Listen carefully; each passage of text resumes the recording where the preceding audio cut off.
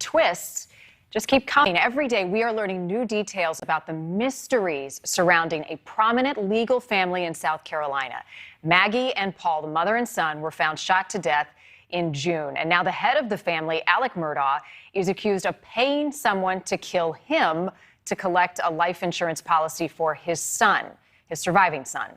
Alec lived, and the breaking news tonight is he is now turning himself in to authorities tomorrow.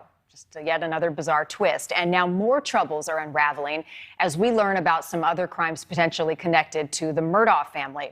And that includes their longtime housekeeper who allegedly died in a fall at the Murdaugh's home. Now that woman's family says that they did not get the money that they were promised.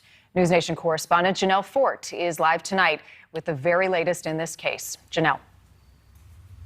Well, Marty, you said it. It's been twist after turn in this case. We've just learned that charges have formally been filed against Alec Murdaugh for trying to arrange his own death. There is now a warrant out for his arrest. And tonight, his attorney says that he's going to check out of the rehab facility he checked into last week and will turn himself into authorities tomorrow. Tonight, Alec Murdaugh's legal troubles continue to pile high.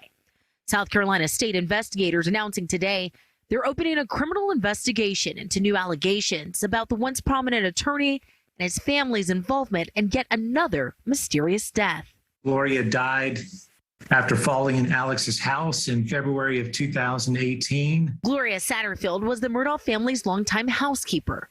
Attorney Ronnie Richter is representing her two sons, who filed a lawsuit today against Murdaugh. After she fell, Alex handpicked a lawyer on behalf of the boys for the purpose of suing Alex.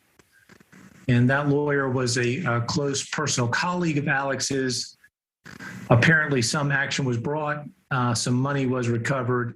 But Richter says they never saw a dime of the $505,000 settlement. How are Gloria's sons feeling at this point, especially with all the new information that's come out? I think betrayed doesn't begin to capture it. This is a small county in South Carolina. It's a place where you kind of got to go along to get along. This is a powerful family. And I certainly think intimidated. It's yet another twist to the Murdaugh saga out of South Carolina.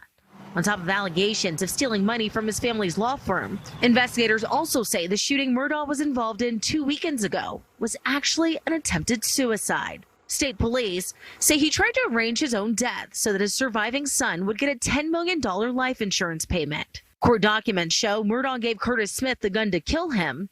Murdaugh was the 61-year-old's lawyer in a 2013 speeding case. On September 4th, Smith followed Murdaugh down a rural road and then fired at the lawyer. Investigators say Smith drove off and got rid of the gun, but the shot merely grazed Murdaugh's head, and he was able to call 911 for help.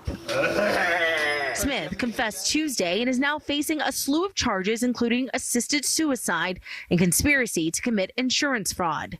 Murdaugh is also facing charges. The statement has lawyers blamed opioid addiction for his erratic behavior, adding that Murdaugh is, quote, fully cooperating with SLED in their investigations into his shooting, opioid use, and the search to find the person or people responsible for the murder of his wife and son. Now, the June murders of his wife and son, Maggie and Paul Murdaugh, is still unsolved.